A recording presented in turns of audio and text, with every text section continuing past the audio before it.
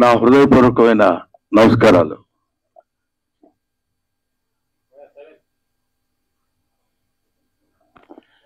ఈరోజు నేను ముఖ్యంగా ఇక్కడికి రావడానికి రీజన్ ఏంటంటే, ఈ సినిమా చూడటానికి కూడా రావడానికి రీజన్ ఒకటి ఉంది, ఒక కారణం. అదేంటంటే, పూర్వ ఆశ్రమంలో నేను లెక్చరర్గా పనిచేశా. విద్య అంటే ఏంటి, ఎడ్యుకేషన్ అంటే ఏంటి, ఎందుకు మనం చదువుకోవాలి, ఎలా చదువుకోవాలి అని తెలుసుకున్నాను. తెలుసుకున్న తర్వాత అధ్యాపకుడు అయిన తర్వాత, అది విద్యార్థి దశలో ఉన్నప్పుడు తెలుసుకుని అధ్యాపకుడు అయిన తర్వాత విద్య ఎలా చెప్పాలి, ఎలా చెప్తే పిల్లలు అనే భావంతో కొంతకాలం అధ్యాపకుడిగా పనిచేశాను. దాని తర్వాత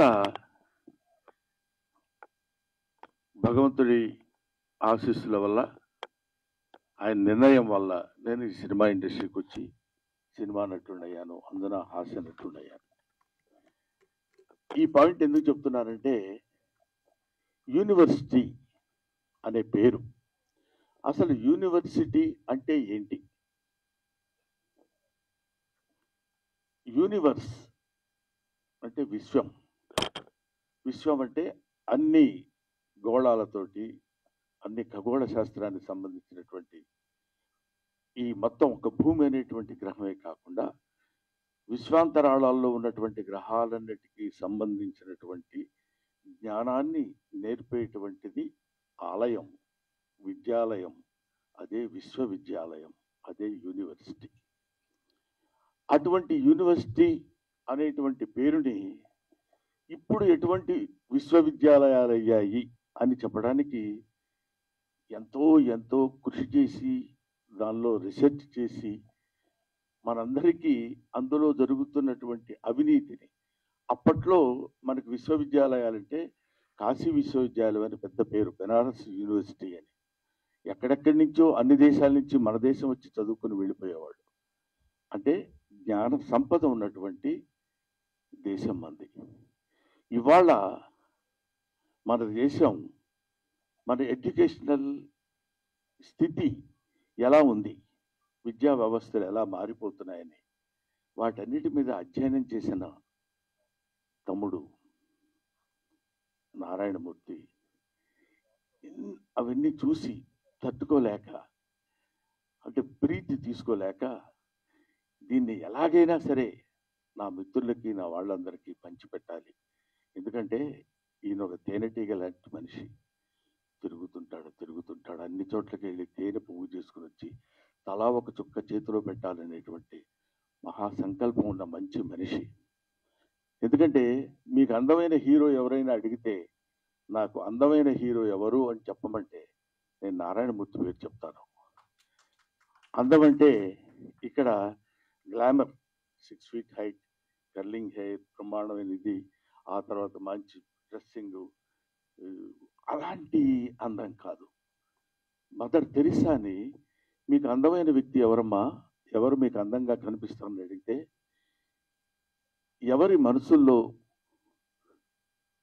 సేవాభావం ఉంటుందో, ఎవరి కళ్ళలో దయాగుణం ఉంటుందో ఆ వ్యక్తి, ఆ జీవి అందమైంది అని చెప్పింది.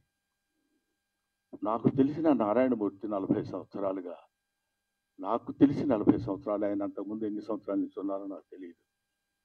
నిరంతరం నిరంతరం నిరంతరం ప్రజలు, అందున పేదవాళ్ళు, వాళ్ళు పడుతున్న బాధలు, వాళ్ళకి పడుతున్న కష్టాలు, సుఖాలు, ఊరికే నటించటం, నటుడిగా వచ్చి నటించటం అనే కాకుండా, I want to give some message to my people, to the people of India, not to the people of India, to the people of universe. అటువంటి వ్యక్తి నారాయణమూర్తి. బహుశా నేను చూసి పూర్తిగా ఇంతవరకు చాలా కాలమైంది నేను సినిమా మొత్తం కూర్చుని థియేటర్లో ప్రివ్యూలు కానీ లేకపోతే సినిమా హాల్స్లో కానీ నేను చూడటం. కానీ ఈ సినిమాని ఎందుకు చూడాలనుకున్నానంటే, దర్శకుడు వేరు, ప్రొడ్యూసర్ వేరు, ఇంకొక టెక్నీషియన్స్ వేరు, ఇంకొకళ్ళు ఎవరెవరో ఎన్నో 24 శాఖల మంది కలిసి పనిచేసే పనంతా ఒక్కడే భుజాన కాడేసుకుని దాన్ని ఆయన చెప్పాలనుకున్నటువంటి విధానాన్ని అద్భుతంగా సినిమా తీసి చెప్పాలి అనేటువంటి ఆలోచన ఎందుకు? మీకోసం, ప్రజల కోసం, పేద ప్రజల కోసం. ఈ సినిమా చూస్తున్నంతసేపు నాకు అనిపించింది, ఇందులో ఒక అద్భుతమైన ఎమోషన్స్ ఉన్నాయి.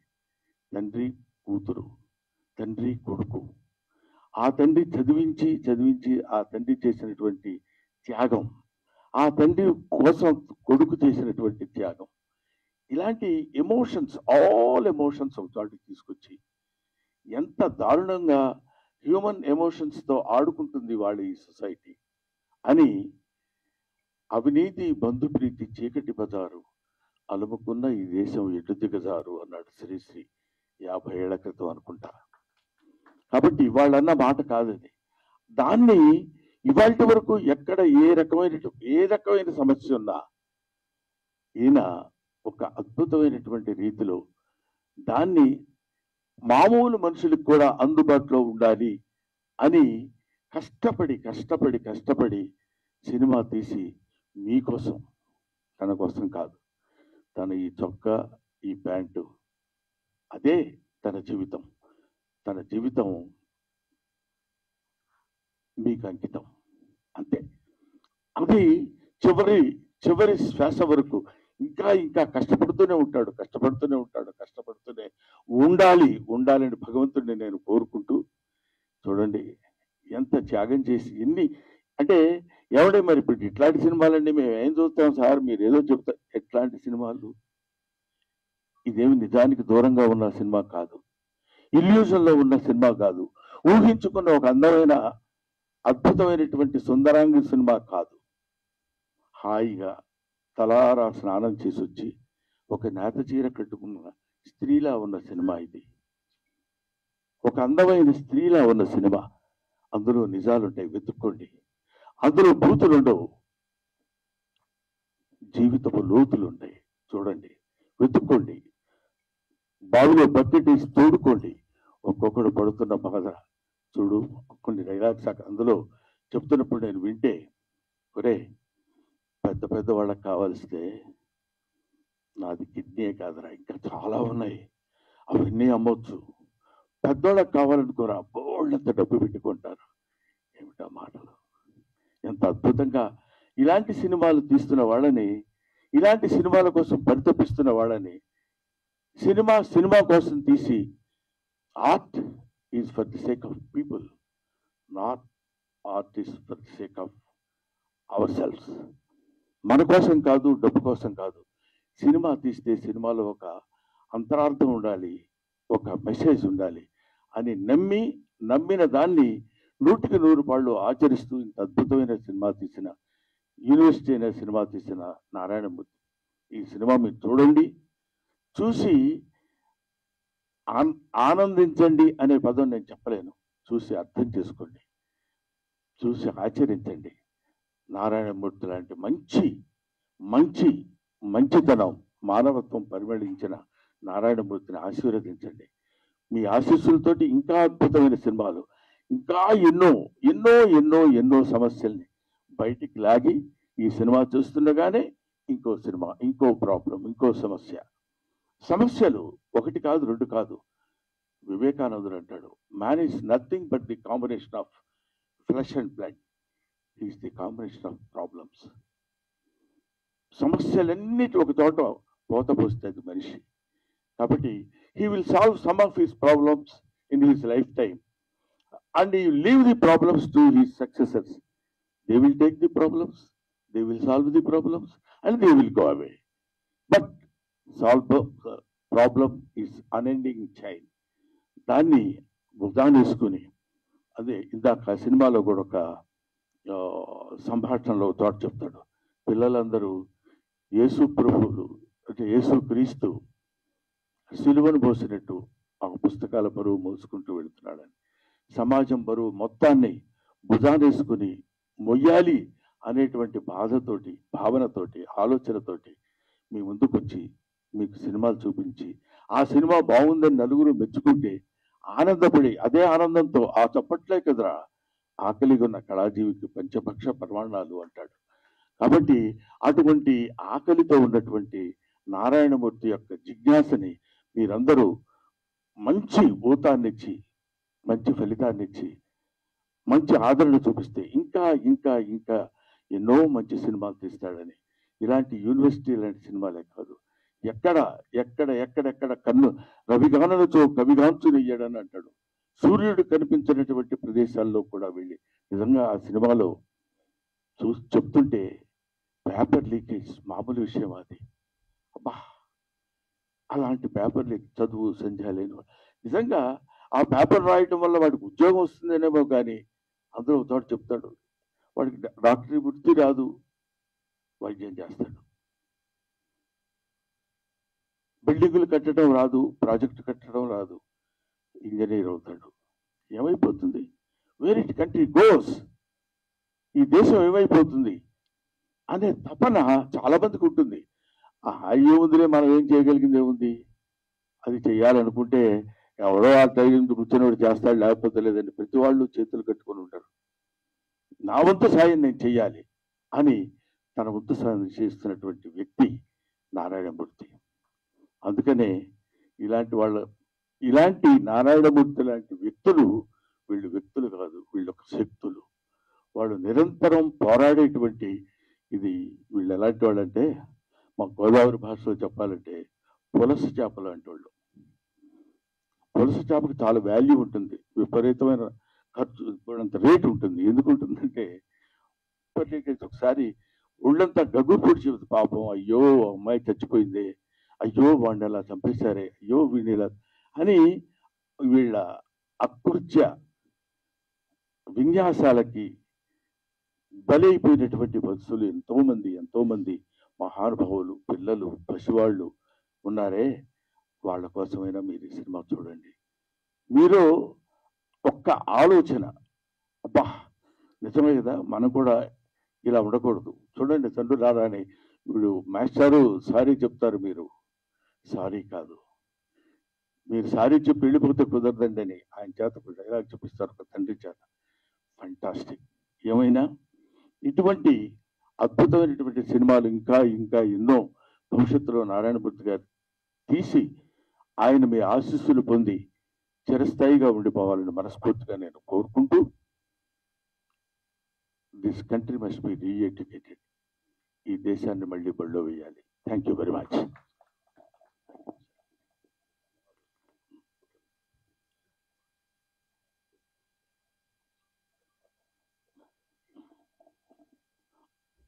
ఆ తర్వాత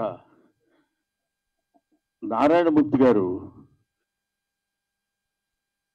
ఫ్లోలో, ఎందుకంటే మధ్యాహ్నం తిన్నాను పులస చేప, అందుకని ఆయన నారాయణమూర్తి ఒక జలంలో నివసించే పులస చేప కాదు, మానవుల్లో నివసించే మంచి మనిషి.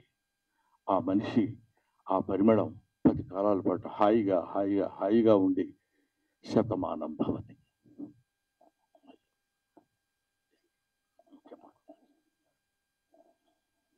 మీ ఆశీర్వాదానికి వందనాలు సార్. మిత్రులారా, మన తెలుగు చలచిత్ర పరిశ్రమలో కస్తూరి శివరావు గారు ఎలా చూశాం, రేలింగ్ గారు ఎలా చూశాం, రమణారెడ్డి గారు ఎలా చూశాం, అల్లు రామలింగ గారు ఎలా చూశాం, పద్మనాభం రాజబాబు గారు ఎలా చూశాం, బ్రహ్మానందం గారు ఎలా చూస్తున్నాం. ఆయన మహానటుడు, మహాజ్ఞాని, అన్నింటిని మించి మాస్టర్. అందుకే నా యూనివర్సిటీ పేపర్ లీక్ సినిమాని, ఆ లోగోని బ్రహ్మానంద గారిని విజ్ఞప్తి చేసి ఆయనతో నేను రిలీజ్ చేసుకున్నా. సినిమా రెడీ అయ్యింది, నేను వెళ్ళా, అయ్యా తమరి సినిమా చూడాలి, తమరికి ఏమాత్రం నచ్చినా సరే దయచి మీరు చెప్పాలి నాకు మంచి మాటలు, నా సినిమాకి అది ఎంతో హెల్ప్ అవుద్ది, ప్రమోట్ అవుద్ది అని నేను విజ్ఞప్తి చేసిన వెంటనే నా విజ్ఞప్తిని మన్నించి వారు రావడం, ఇంత బిజీలో కూడా రావడమే కాదు, సినిమా చూసి ఇంత బ్రహ్మాండంగా మెచ్చుకొని నన్ను ఆశీర్వదించడం, ఇంకా ఇలాంటి సినిమాలు తీయడానికి ప్రేక్షదేవులు నాకు శక్తిని ప్రసాదించాలని వారు మరి చెప్పడం, ఇవన్నీ నా గురించి ఆయన చెప్తుంటే నాకు నిజంగా ఆనంద బాష్పాలతో ఆయన యొక్క ఆశీర్వాదానికి నా పట్ల ఆయనకున్న అభిమానానికి, నా ఎడల ఆయన చూపిస్తున్న ఆదరణకి నేను పత్రికల ముందు, మీడియా ముందు, ప్రేక్షక దేవుళ్ళరా వారికి నేను శిరస్సు ఉంచి దండం పెడుతున్నా. Thanks a lot sir. మిత్రులారా, యూనివర్సిటీ పేపర్ లీక్ ఈ సినిమా ఆగస్టు 22 తారీఖు రిలీజ్ అవుతుందండి. దాన్ని చూడండి, ఏమాత్రం బాగున్నా ఆదరించండి. నేను ఇంకెలా చిత్రాలు తీయడానికి శక్తిని ప్రసాదించండి. మీడియా మిత్రులు థ్యాంక్స్ ఎ లాట్. సతీష్ గారు థ్యాంక్స్ ఎ లాట్. మీ అందరికీ నా వందనాలు చెప్తున్నా, వేల వందనాలు. ధన్యవాదం సార్. ఒక్క విషయం, ఇవాళ నేను గొప్పవాడిని చెప్పడం కోసం చెప్తున్నాను. నేను ఎంత గొప్పవాడిని అంటే, ఇవాళ మా రెండో అబ్బాయి వెడ్డింగ్ యానివర్సరీ. ఇప్పుడు ఇంట్లో ఫంక్షన్ జరుగుతుంది. యానివర్సరీ వాళ్ళంతా బంధువులు అందరూ వస్తారు కదా, ఏదో దానికి నేను ఆలోచించింది ఏంటంటే, గొప్పవాడిని ఊరికే వ్యంగ్యంగా అన్నాను, నిజంగా అనుకునేది పంపదీసి. అలా కాదు, నేను ఇక్కడ వచ్చి నారాయణమూర్తి గారికి ఇచ్చిన మాట ప్రకారం 18వ తారీఖున నేను ఈ కార్యక్రమానికి రావాలి అనే ఐడియాతో నేను వచ్చాను. ఎందుకంటే నారాయణమూర్తి గారు అంతటి మంచి పనులు నేను చేయలేను కూడా, చేస్తానో లేదో కూడా తెలియదు. కనీసం ఇలాంటి మంచి పనులు చేసే వాళ్ళ దగ్గరికి వచ్చి వాళ్ళ మంచి పని గురించి నలుగురికి చెప్పడం అనేది, దానికోసం పెద్ద భయంకరమైన త్యాగం చేసింది కూడా ఏం లేదు అనే ఆలోచనతో చెప్తున్నాను. ఇప్పుడు నేను అర్జెంటుగా మళ్ళీ అక్కడికి వెళ్ళి, వాళ్ళు ఏదో చిన్న ఫంక్షన్ లాంటిది ఉంటే, అది ఫ్యామిలీ ఫంక్షన్ కాబట్టి దానికి నేను వెళ్ళాలనే అభిప్రాయంతో నారాయణమూర్తి గారిని అభ్యర్థించి, ఇంత మంచి మనిషి, నిలువెల్లా మంచి మనిషి, ఇప్పుడు అంటే నేను కొన్ని చెప్పాలో వద్దో తెలియదు కానీ, బట్ నాకు తెలిసిన నారాయణమూర్తి గారు ఆ రోజు నుంచి ఈ రోజు వరకు అవే చెప్పులు, అవే ప్యాంట్ షర్టు, అదే ఆటో. ఒక్క సినిమా హిట్ అయితే ఏ రకంగా మనం ప్రవర్తిస్తున్నామో ఈ రోజుల్లో మనకు తెలుసు. 2 సినిమాల్లో మంచి పేరు వస్తే ఎలా ప్రవర్తిస్తున్నామో మనకు తెలుసు. ఒక దశాబ్దం కాలం మనం సినిమాల్లో ఉండి నటించి మంచి పేరు వస్తే మన ప్రవర్తన ఎలా ఉంటుందో మనకు తెలుసు.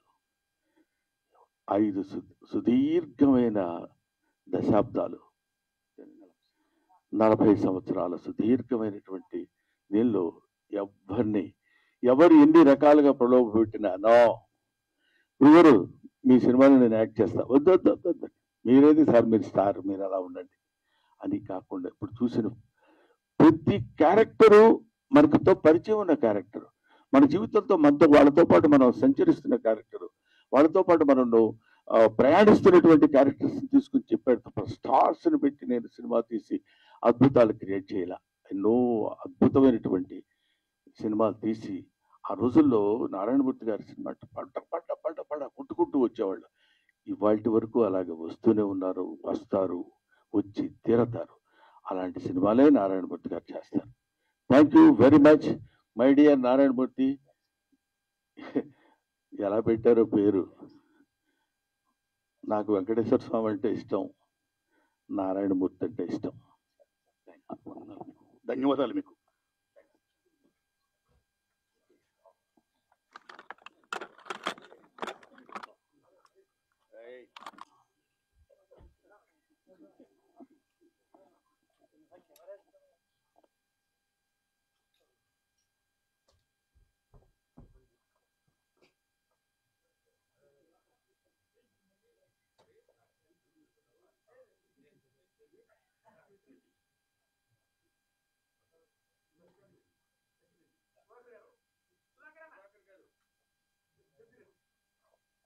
Camera down, camera down.